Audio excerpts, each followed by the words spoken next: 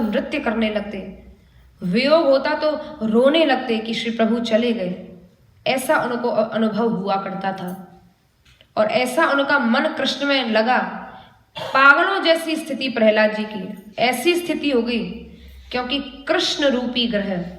क्यों पागल जैसे हुए? बोले उनको ग्रह लग गया था। नवग्रह का तो सबने नाम सुना होगा। कहते भाई इसके ऊपर शनि की दशा है, इसके ऊपर राहु की दशा है, ये नवग्रह है। लेकिन उनके ऊपर कृष्ण रूपी ये 10वां ग्रह कृष्ण रूपी ग्रह लगा। कृष्ण रूपी ग्रह क्या करता है? जैसे देखो किसी को भूत प्रेत लग जाते हैं तो वो आदमी कभी नाचता है, कभी रोता है, कभी गाता है, उसको कोई परवाह नहीं कि कौन देख रहा है। ऐसे ही श्री प्रहलाद जी के ऊपर कृष्ण रूपी ग्रह लग गया था। प्रहलाद जी महाराज की ऐसी स्थिति होती, कभी नाचते, कभी गाते, कभी संकीर्तन करने लगते। क्योंकि देखो भैया जैसे भूत प्रेत हर किसी को नहीं लगते ना, ऐसे ही ये कृष्ण रूपी ग्रह भी हर किसी को नहीं लगता। कृष्ण रूपी ग्रह उसी को लगता है कारो सुत नंद राय को, जाकी लीला नित्य ये वाही को लगत है, जाको निर्मल चित्त। जिसका एकदम निर्मल हृदय होगा उसी को ये कृष्ण रूपी ग्रह लग सकता है। जो संसार से एकदम दूर होगा, जिसका मन एकदम निर्मल, संसार की गंदगी उसके हृदय में नहीं होगी, उसी को यह ग्रह लग सकता है। ऐसा ये श्री ठाकुर जी रूपी ग्रह है। तो प्रहलाद जी कभी नाचते, कभी गाते, ऐसी श्री प्रहलाद जी की स्थिति हो जाती है। जब मधुसूदन सरस्वती जी, इनका एक बड़ा सुंदर जीवन का एक चरित्र है। जिस समय ये वृंदावन में आए, तो वृंदावन में जब आए तो ये ब्रह्म का ध्यान किया करते थे। तो जब वृंदावन में आके ध्यान करने लगे तो ब्रह्म आए नहीं ध्यान में। अब कभी अष्टांग योग करें, कभी आसन बदलें, कभी श्वास वायु खींचें, कभी प्राणायाम करें कि मन लग जाए, ब्रह्म का स्मरण हो। लेकिन भैया जो जिसको भगवान का, कृष्ण का ध्यान नहीं होता उसको ही ब्रह्म का ध्यान हो सकता है। लेकिन वृंदावन में आके कहीं ब्रह्म का ध्यान थोड़ी लग सकता है, ब्रह्म थोड़ी स्मरण में आ सकता है। और वहाँ श्री ठाकुर जी ने ऐसी बाकी झांकी का दर्शन कराया है मधुसूदन सरस्वती जी को कि वो ब्रह्म का ध्यान करना वरना सब भूल गए। और उस मार्ग से कोई भी निकलता तो कहते भैया सामने मत जाना, वहाँ एक बहुत बड़ा चोर खड़ा हुआ है। चोर? कैसा चोर? हाँ, उधर जाओगे तो तुम्हारे चित्त को चुरा लेगा, फिर तुम्हारे आपे में नहीं रहोगे तुम। तो ये ऐसा कृष्ण रूपी ग्रह है कि एक बार किसी को लग जाए तो फिर उसको भान नहीं रहता कि मैं क्या कर रहा हूँ, क्या नहीं कर रहा हूँ, लोग क्या कह रहे हैं। जैसे मीराबाई की स्थिति हुई, ये दुनिया मारे बोल गिरधर मेरा है।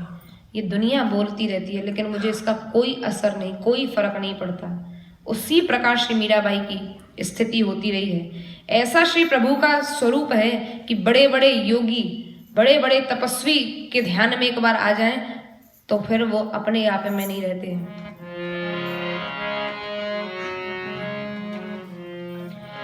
लाखों का दिल चुराया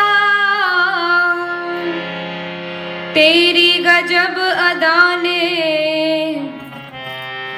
मेरा भी दिल चुराओ माखन चुराने वाले, मेरा भी दिल चुराओ माखन चुराने वाले, मेरा भी दिल चुराओ माखन चुराने वाले, मेरा भी दिल चुराओ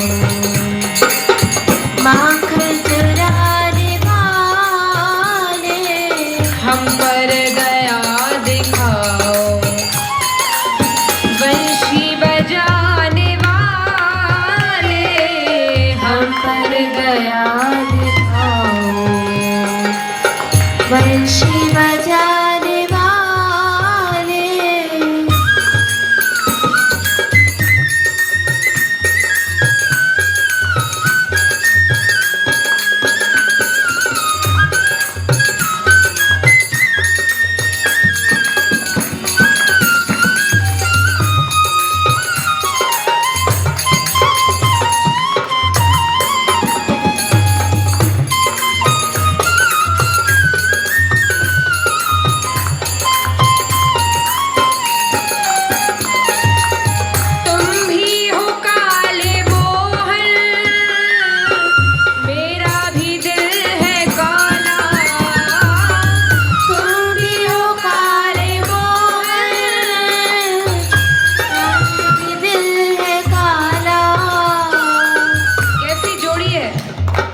देखो, मित्रता, विवाह ये समानता में ही होते हैं। ऐसा नहीं कि किसी बालक का विवाह किसी युवती से हो जाए, मित्रता भी समानता में होती है। अब ऐसे ही श्री ठाकुर जी का और हमारा क्या मैच करता है, क्या समान है कि आप तो रंग के काले हो और हम दिल के काले हैं, तो हमारा और आपका मैच हो गया है। तो इसलिए आप हमारा दिल चुरा सकते हैं। तुम भी हो काले मोहन, मेरा भी दिल है काला। तुम भी हो काले मोहन, मेरा भी दिल है काला। ओ मेरा भी दिल है काला, मेरा भी दिल है काला। अब देखो, ठाकुर जी का रंग काला है, लेकिन काली चीज एक ऐसी होती है जिस पे और कोई रंग नहीं चढ़ सकता। तो हमारा हृदय काला है, इस पे और कोई रंग नहीं चढ़ सकता। अब आप भी काले हो, काले पे काला मिला दो तो काले पे काला चढ़ जाएगा, लेकिन और किसी रंग पे नहीं चढ़ेगा काला। और काले में किसी और रंग को मिलाओगे तो कोई रंग पता नहीं पड़ेगा, वो जाके काला ही हो जाएगा। तो इसलिए आपका और हमारा सब कुछ मैच कर रहा है। काले पे रंग चढ़ाओ, काले कहाने वाले, काले पे रंग चढ़ाओ, काले कहाने वाले। अपना दर्श दिखाओ, गिरवर उठाने वाले, अपना दरस दिखाओ, गिरवर उठाने वाले। हम पर दया दिखाओ, बंशी बजाने वाले, हम बंशी बजाने वाले, बंशी बजाने वाले, बंशी बजाने वाले। गिरवर उठाने वाले, गिरवर उठाने वाले। पर दया दिखाओ, बंशी बजाने वाले, हम पर दया बंशी बजाने वाले, बंशी बजाने वाले, बंशी बजाने वाले। बोलो भक्तवत्सल भगवान की जय। तो भैया उनका रंग भी उन्हीं के ऊपर चढ़ता है, उन्हीं को यह ग्रह लगता है जिनका एकदम निर्मल हृदय हो। बड़ा सुंदर हमारे गुरुदेव का यह भाव है। तो यह गुण श्री प्रहलाद जी के अंदर सबसे बड़ा गुण, महान गुण जिसकी श्री नारद जी महाराज ने चर्चा की है, सबसे बड़ा गुण प्रहलाद जी के अंदर गुणों का जो भी परम गुण है वो था श्री ठाकुर जी के प्रति प्रेम। वैसे तो असंख्य गुणों के भंडार हुए हैं श्री प्रहलाद जी, लेकिन सबसे बड़ा गुण श्री ठाकुर जी का प्रेम उनमें था। एक दिन हिरण्यकश्यपु प्रहलाद जी को गोद में लेके बैठा, प्रहलाद जी से कहा, बेटा तुम्हें क्या अच्छा लगता है, तुम्हें सबसे प्रिय वस्तु क्या लगती है?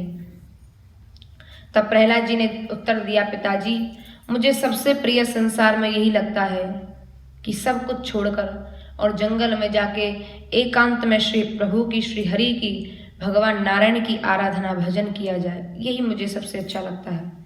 अब यह सुनते ही हिरण्यकश्यप बड़ी जोर से ठहाका मार के हंसा, रे देखो इतना छोटा सा है और अभी से अपने चाचा का के हत्यारे का भजन करता है, विष्णु का भजन करता है।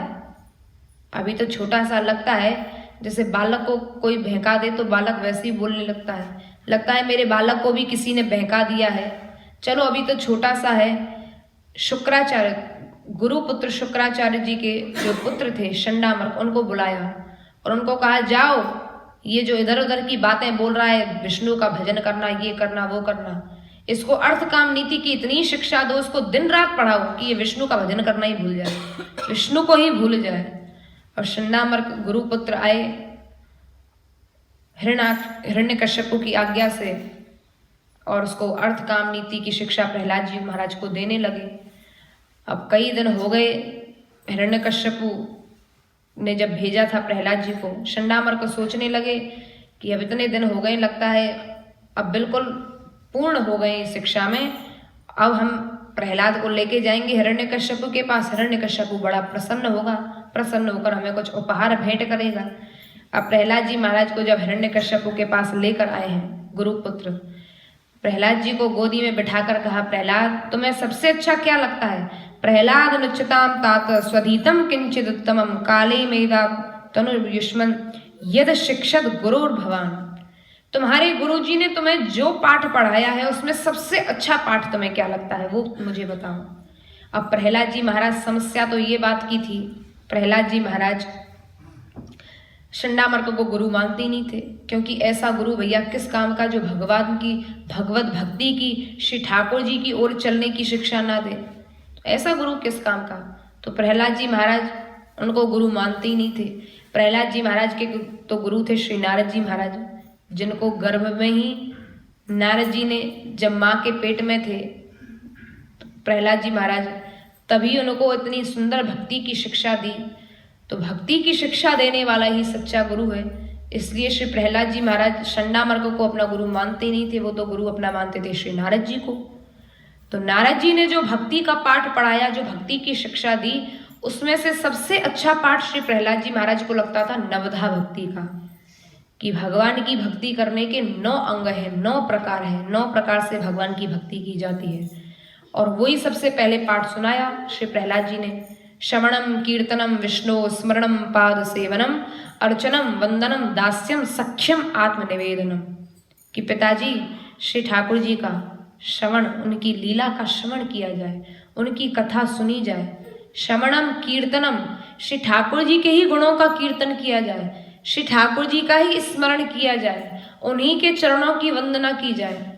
ये 9 प्रकार से ही मुझे भक्ति करना सबसे अच्छा लगता है। अब तो नवधा भक्ति का पाठ सुन के, श्री ठाकुर जी के भजन की शिक्षा सुन के, उसी समय हिरण्यकश्यपु ने क्या किया, उन दोनों गुरुपुत्रों को बुलाया और कहा, अरे शंडामर्क तुम तो छुपे हुए यहाँ के दोषी निकले, बैरी निकले, तुम छुपे हुए दुष्ट हो, तुमने क्या सिखाया? मैंने तो तुमको अर्थकाम नीति की शिक्षा देने के लिए से भेजा था, तुमने और उल्टी पढ़ाई पर पढ़ा दी। अब तो वो सामने थर थर कांपने लगे, अरे हिरण्यकश्यपु अमर है, ये तो कुछ भी कर सकता है। कांपते हुए कहने लगे, हे दैत्यराज, हमने इसे कुछ नहीं सिखाया, ये बिना सिखाए बोल रहा है। अब प्रहलाद जी महाराज से कहा, अरे प्रहलाद, तुझे ये सब शिक्षा थोड़ी दी थी तुम्हारे गुरु ने, क्यों ये बिना सिखाए बोलता है? क्या बोलता है? ये कहाँ से तुझे बुद्धि मिली? ये कहाँ से तुझे शिक्षा मिली जो किसी ने सिखाया नहीं और उसके बाद भी तू बोलता जा रहा है? तब वहां प्रहलाद जी ने कहा, पिताजी मतिर्न कृष्णे परतः सतो वा मिथो विपद्येत ग्रह व्रतानाम अदांत गोबर विशताम तमिश्रम पुनः पुनश्चरविच्चरणानाम। प्रहलाद जी ने कहा, पिताजी ऐसी बुद्धि भोगियों को, कामियों को नहीं मिलती है। ऐसी बुद्धि तो संतों की चरणों में स्नान करने से, सत्संग करने से ऐसी बुद्धि प्राप्त होती है, ऐसी विशुद्ध बुद्धि। तब वहां प्रहलाद जी की ये बात सुनती, अब तो हिरण्यकश्यप इतना क्रोधित हुआ, उठाया प्रहलाद जी को गोद में से और जमीन पर पटक दिया और कहा सैनिकों से, जाओ इसको ले जाओ, इसको मार डालो। ये तो अभी एक ऐसी बात कर रहा है, ये तो हमारे सारे राज्य में ये दूषण फैला देगा, इसको ले जाओ, जिस भी प्रकार ये मरे मार दो, सर्पों से कटवा दो, हाथी के नीचे इसको कुचलवा दो, पर्वत से इसको गिरवा दो, जो भी उद्यम से ये मरे इसको मरवा दो, मार दो इसे। जिस अंग से शरीर में हानि हो उस अंग को काट देना चाहिए।